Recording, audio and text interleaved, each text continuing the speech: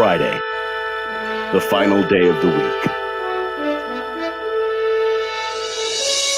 These are the voyages of the program Unsportsmanlike Conduct. Its ongoing mission to explore strange new movies, to seek out new bits and new edifications, to boldly go where no radio program has gone before. Oh, Elkent's Movie Club. It's Elkent's Movie Club. Elkent's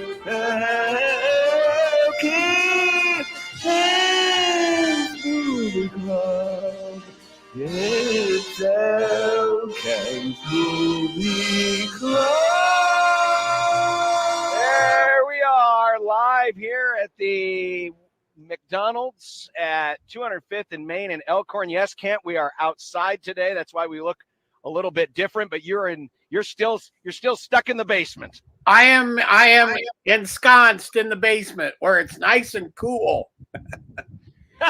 It's not particularly cool out here, but it's not bad. You know, we got the tent. It's the breeze is the thing that's more annoying than anything. Oh yeah, because it keeps getting on our microphone. What is it? What is it about Nebraska and wind? It's always windy. I don't know. Yeah. So, Kent, we're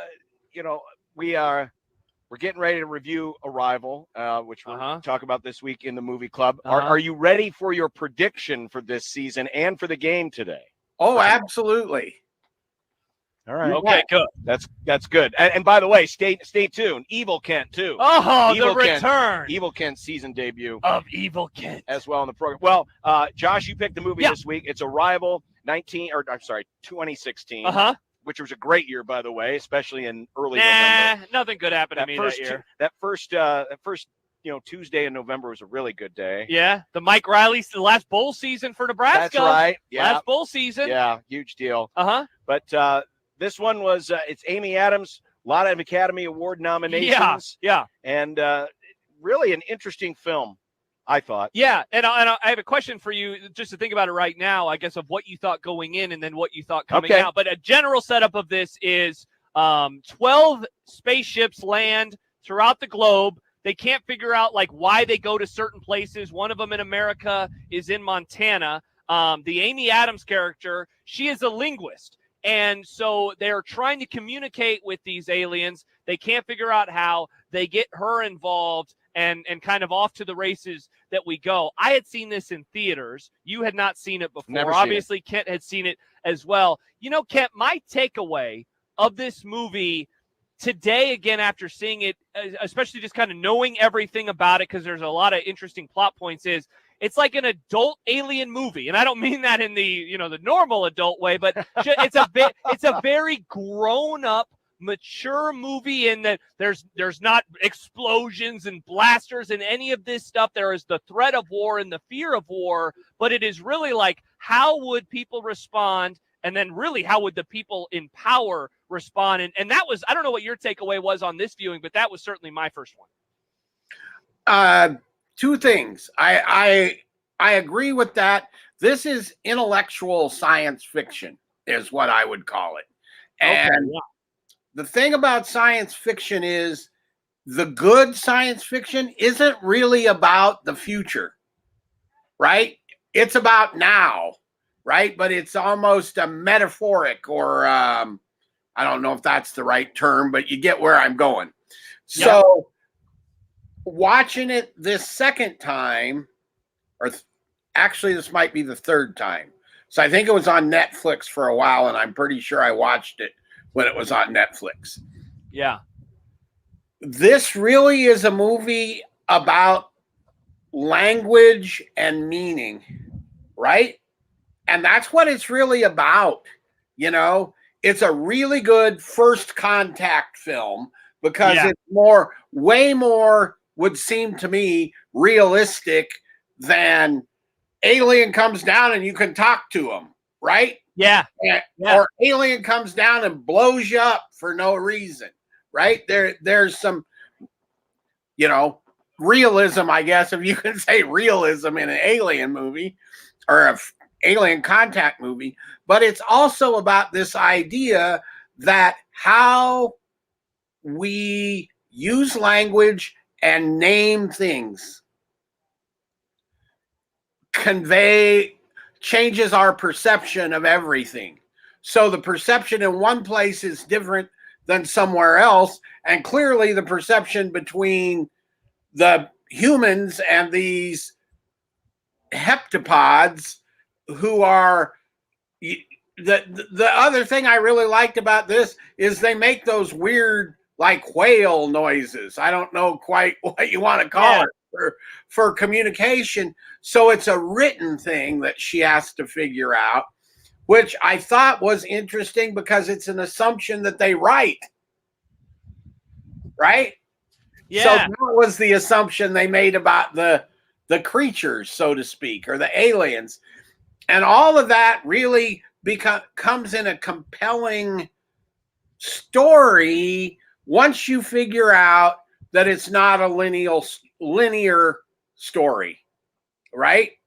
Yep. I don't want to give away the whole movie, but it's not a linear story, right? And as soon as that comes in, it's just, when that clicks in, it's like, man, this is really a good human story in a alien movie, for lack of a better way to put it. So I really actually thought it was better the second or third time than the first time, and I think I gave it an A the first time. You know, how important, Kent, was having someone, really a couple of people. You had Forrest Whitaker, who played the lead military guy on site, but how important was it to have an Amy Adams in a film like this because of how the story was and how this wasn't your Plan 9 from outer space type alien invasion? It's not even, you know, Independence Day, which is a great film, but that's a popcorn film. This was not a popcorn film because of the way the story was written and you know, trying to keep it as real as possible for something that obviously is fantasy. How important was it to have an actress of her caliber in that lead role? Absolutely critical. She's great in it. And the thing that she does is she doesn't play it big, right? Yep. She's not, I'm the hero, watch this. You know, she plays it very almost interior kind of thing, like you would see in a full-blown, like, you know, drama, right? It's very interior kind of performance. So then you learn of not just of the character or these, but why she does what she does and how it works. And that takes some serious acting to be able to convey that and not come off as either one-dimensional or overly broad, right? And she was magnificent in it. And to really answer your question, this movie wouldn't have worked without her, I don't think, and that performance. And Forrest Whitaker, one thing you can say about that guy is he is always good. I mean, 100% of the time, whenever you see him in a movie, might be crap, but he's always good in it, you know? Yeah, I love Kent. Speaking of Amy Adams' performance, and I mean, you can talk about a lot of people in this same vein, her and Renner specifically. That the first time after, I guess, they go up into the ship and they come back down and everything is getting sprayed down. The car is getting sprayed down, and then their suits are getting sprayed down, and then they have to get cleaned. And then Renner goes and he throws up, and you just realize, you know, because in alien movies, it's always just like, got to get to the next step, got to get to the next step. And this has some quiet moments of, man, allowing that to wash over them and what that would mean and how they would respond in that. I thought that both of those two it was very understated performances in like all the best ways. And I mean, I've watched a lot of Amy Adams and Renner performances over the years. They're not always like that. And I thought that they did just an absolute perfect job together. I thought their chemistry was very good. And I thought that you could really feel the gravity of what the world was going through with those two.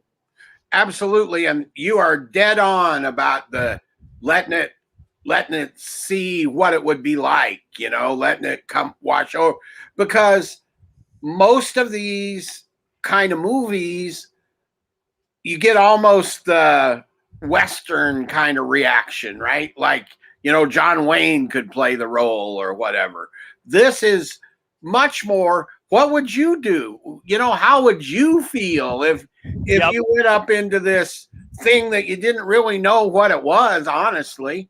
And, it's some sort of craft from space, but you go up inside it and you come back, right? And what would that experience be like afterwards? And it shows that. So it's something that you relate to on a real, level, not on a fantasy level or a adventure movie level. Yeah, and it's funny too, Kent, because one of the things that I noticed this time along these same lines is the first time that they're making the approach to the spaceship, I kind of noticed, wow, there are different levels of clearance for getting close to. I mean, you had military people way in the back, and suddenly it was basically like this big group, and it just got smaller and smaller and smaller all the way to the front. And that's how something like this would be. You would have a large group of people involved, but man, you're the top clearance people. That's a very small tent that's going to be involved at the very front of the line. Mm-hmm. The other thing that I didn't mention before that I think is that I really hit me this second time. Two things, I guess. One, the cinematography, right? Yeah. That thing is a beautifully shot film because it manages to do both interior and here are these spacecrafts, right? And it all works, and it has a distinct visual sensibility to it. And the score sets a mood like crazy, right? All the way through the movie. I mean, you want to know what the mood you're supposed to be feeling in the movie is? Listen to the music, right? Yeah. And that's that's complete filmmaking, right? To me. Yep. The other thing that I thought of this is there's really not a ton of FX stuff in there. No. Really not, So what did you think, John? Like going into this, and I guess what your expectation was, just given it's an alien movie. I imagine you had your own set of like perceived, bias, if you will, I guess, of what an alien movie is. What did you think of it? Just given that it is kind of quieter than like Independence Day, certainly. Right. It to me, it was very cerebral. It's totally not like anything else that's out there, because we've done the aliens invade Earth time and time again. I mean, it's always it's happened since the very beginning, and because of that, you just come into it with a certain sense of this is going to be pretty formulaic. Now I wasn't expecting necessarily this go around for lasers and fights and explosions. There literally is. I don't think this is spoiling anything. There's literally one explosion in the entire film. Yeah, you're right. And so you just have that sense that, okay, well, this is going to be, it might be, because I thought with Amy Adams in it, okay, this is going to be a little bit different. But I didn't think it would be this much different. And I think different is a good thing, because it puts you in the spot of where you think our society would react. And even though, and we kind of joked a little bit at the outset, this film came out in 2016, it was shot in 2015. And the whole idea of how this country would act in a situation like that. There's a little scene where they're watching some reaction from around the world, where there's a talk show host talking about what they think they should do. And then there's the whole dynamic of all of these different countries having to stay in communication with each other, because they're all studying the same kinds of pods, but they're all studying it differently. So you've got some geopolitics in there, and then at the very end, it's geopolitics that eventually kind of ends the crisis, if you will. And so it is so different from your typical alien movie, and it was refreshing. It was refreshing. It was very well done. It wasn't very complex, and not to spoil anything, but how we wrap the story back is rather good storytelling as well. Absolutely. And I'll leave it at that, because I don't want to spoil anything. So it really is. It's the smartest alien invasion movie you're ever going to see. I can't imagine, doing one any better. In fact, in some ways, you almost feel like this movie kind of ends the whole thing, unless you're just going to go back to, the shoot 'em up, aliens invade Earth movie. But a movie like this, it's going to be hard to top a movie like this in terms of just, how real they tried to keep a fantasy situation. It's a good way to put it. I agree completely. And one point that when you were talking, I just thought of, it's all about communication, right? This is a movie about language and all of that. How many times throughout this movie does the communication break down? All the time. All the time. Yeah, it's funny, like you just said again, John. We can get to the picks in a moment, but a very prescient movie. Came out in 2016, and I'm watching it, and there was the two soldiers. They're watching the news channel, and it's like, man, if aliens landed, this type of crap would happen, And so I thought that was pretty interesting, given the stranglehold that cable news can have on us here in America. Good movie, really good movie. I would agree. I really enjoyed it, and I'm glad we picked it, because I think it was a really good pick, and I'm surprised. It only won. I think it was nominated for like 8 or 9 awards, right, Kent? But I think it only won 1. Yeah. And I didn't look to see what it was up against. I don't recall what was. I don't either. Yeah, that was a pretty good movie year, I think. I mean, it was in my top 10, but I think I had it like 8, 9, somewhere in that range. Just guessing the year, Kent. I'm betting that was the famed La La Land Moonlight year. I think that's the year. I think you're 100% right. Yeah. And don't get me started on that.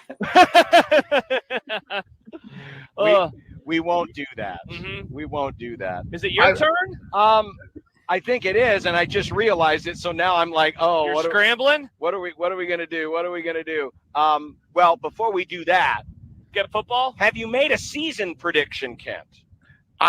Yes, and if I make a season prediction, it will foreshadow the game prediction, won't it? Oh, to me, that sounds a little more on the negative side of things. Kent, are you joining me and Mike Farron, the only 2 people this week on the show, to pick Nebraska to finish below 500? I am picking Nebraska to finish exactly at 500. Oh, we haven't had a 6-6 yet. He is the first. I think they will have half of their wins by September 3rd, 10th, 11th, 3rd, 11th. They'll have half their wins by September 11th. They will mess around and lose one to either Purdue or Michigan or who else comes in here? Not Michigan State. They'll beat Michigan Northwestern, Purdue, Northwestern, and they'll lose one of those games, and then they're going to get jackhammered by Oklahoma, Ohio State, Wisconsin, and they will stumble in and lose to Iowa. And they'll lose at Minnesota as well. So that's where I see it going. 6-6. But they get to a bowl game. If they go 6-6, but if they mess around, they could easily be 5-7. I'm certainly not one of those people going, oh, they're going to go 8-4. Sure. Yeah. So you just kind of gave it away. You like them this weekend. What's your score pick? 28-17. 28-17. I don't think I've heard that one yet. So Nebraska covers and the under hits. What about the return of Evil Kent? What does Evil Kent think for this weekend? I could see 52-38 or something like that. Probably Nebraska.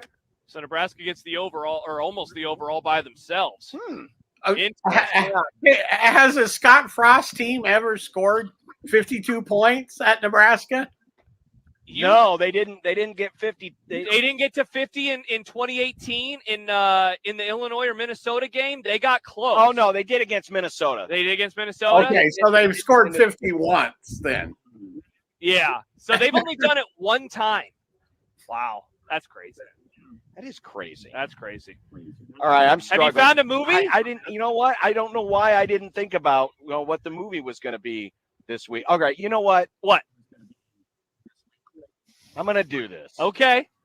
Uh-oh. Because yeah, I know. I'm a little nervous right now, Kent. Well, you know what I think about comic book movies. Yeah, you think they're dorky and well, nerdy and not all of them. I like the Batmans, the Stephen Nolan Batmans. I like Chris Nolan. Chris, whatever. It doesn't matter who the director is. But I like the original Spider-Man movies. I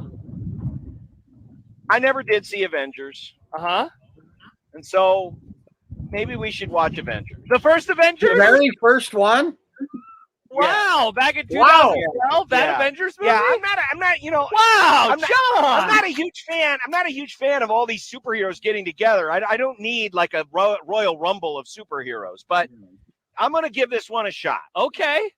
And I think it's on Paramount Plus, but I also think it's on Disney Plus. It's on Disney Plus. So Avengers. Let's do the first Avengers. I mean, we just did a smart science fiction movie. Oh, come on. Well, no, I'm not saying a dumb one, but I'm just saying, one that, the popcorn a traditional movie. Yeah. I love Avengers. That sounds great. All right. And it's that one made my top 10 as well. Just as a little sneak preview. I really think that's for as you call it, a comic book movie, that might be as good as those are going to get, right up there with The Dark Knight. All right. So there you go. 2012's Avengers. It's available on Disney Plus. Watch it today. Well, not today. Watch it after. I mean, watch it whenever. Yeah, watch it tonight. Watch it whenever. Just don't watch it during the show. Listen to us. Yeah, keep listening to us. Or watch it if the game gets out of hand tomorrow. Or if if Evil Ken's prediction comes, well, no, you're going to want to watch. That would be a fascinating. That would be a fun game. Yeah. 52. Yeah. Now you could get a 17-10 special too, or 13. Some of those games can be good. What's that? Some of those games can be good. Oklahoma, Nebraska, 17-14. That was a classic. Yeah. The teams were probably slightly better than the ones that are going to be playing tomorrow. Something tells me either of those teams, especially that Oklahoma team at this age, could probably give these two teams a run. I think you're right. 100%. There's Billy Sims on one bad wheel at age 58. Yelling boomer. Yelling boomer the whole time down. All right, Kent, we'll enjoy the weekend. And, let's see, next week, Friday. All right, we're good to go. I keep thinking we got the Labor Day holiday coming up. No. Yeah, we're good. Yeah. But we're good. Yeah, we're good. And then, and we're looking forward that day to the fabulous Fordham, whatever they are. What is Fordham? Flashes. Which reminds us, we're doing the Fordham game next week, so that'll be fun. Ooh, yeah. All right, Kent, have a great weekend. Thanks a lot. Bye, Kent. There he is, Kent Wolgamott of the Lincoln Journal-Star. Paulie tweets in. He says, in all seriousness, you guys do know aliens are real. Of course, Paulie. I think aliens are real. A new account called Husker Follower says the theme revealed by the short story is even deeper. Our language is linear, so we perceive our life as linear. But what if our language was more integrated? We would see our life in its complexion and live it like acting out a script? ? That's very deep thoughts there. Yeah, spoiler alert for the book. I did just get somebody recommending the book. Say you like books, you should check out the short story the movie is based on. Cool. Paulie has a bad hashtag, though, a wrong hashtag at the end of his Twitter bio. Paulie, that's not true. All right, coming up, we have our keys to the game. Also, there's a record that could go down. Got some emails I want to get to. Oh, and Mitch Holtz's training camp update. Man, we got a lot to get to. My goodness. And predictions. The day is flying by. Yeah, it is. And the clouds have now rolled in for some reason. I didn't know it was supposed to be cloudy today, but it's helped out with the glare. That's a good thing. And it's a One Beer Friday brought to you by the Doghouse. Keep sending in all of your One Beer Friday pictures. Absolutely. I'm seeing some tasty looking brews, including the one that we got from a friend of the program, the Zipline Dear Old Nebraska Brew. I did not get one of those, but you did. Yeah. Well, we'll have that next week. here on the program. But Awesome. we are live here at the McDonald's in Elkhorn at 205th and Main. They're still selling flags like they were Big Macs for $5 a piece. All the proceeds go to Ronald McDonald's Children's Charities here in Omaha. They've already sold out of their first batch, and they're already on to their second batch. But they got plenty, so come on out, say hi, stop by, and enjoy a beautiful day, a beautiful Friday, the day before the season begins. Back with more of Unsportsmanlike Conduct next on 1620 The Zone.